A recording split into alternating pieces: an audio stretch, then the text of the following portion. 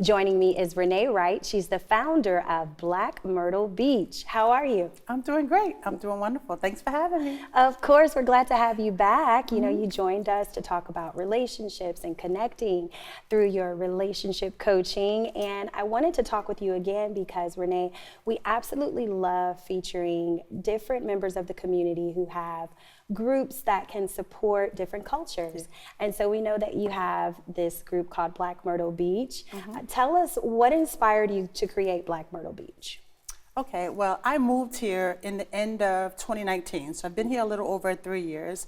And when I moved here, the world kind of shut down 5 months later. So we went into quarantine, and I needed to find a way to connect to people and to everyone.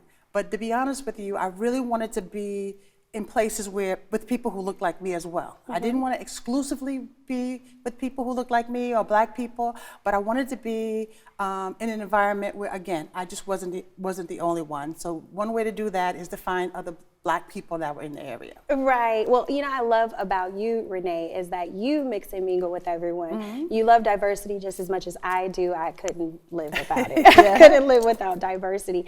But I'm so thrilled to learn about what you did specifically to create Black Myrtle Beach. So what are you all doing now? Like, what types of events do you have? What type of meetups do you have?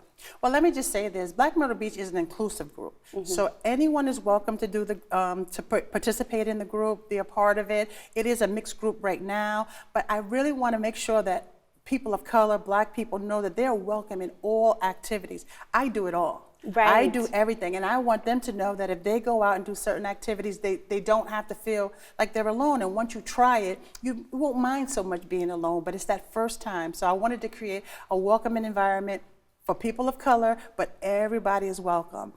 For example, we have we partner with some other groups. So we have a Double Dutch group that is mixed. We have a walking club that is full of men, women, older, younger. But you know, it's not something that so much people feel like Black people, I don't speak for all Black people, just the people who I have come in contact with, and they tell me, you know, I moved here recently. There's a lot of transplants here, and I moved here recently, and I just want to know, like, where are we? Where are we hanging out? Right. And we're everywhere.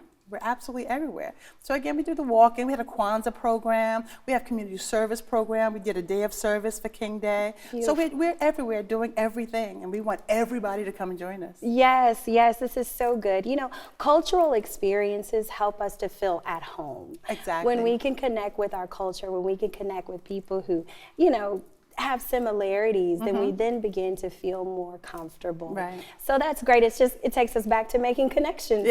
Well, that's what I want to bring people out of their homes, out the virtual world, get their faces out of their phones, and talk to people face to face, and that's across the board for love or friendship. Right. I know you get a lot of testimonials and a lot of feedback about Black Myrtle Beach. Can you think of any specifically of people just kind of sharing their love and appreciation for what you're doing? Imagine. So I am getting a lot of people saying, I would have been so lonely, and I have been so lonely until we connected. And again, it's grown beyond, it's Black Myrtle Beach because I needed to attract the attention of Black people. But everybody is welcome. So when they see it, they join it, and then they say, well, I didn't know what it was going to be about, but now they know.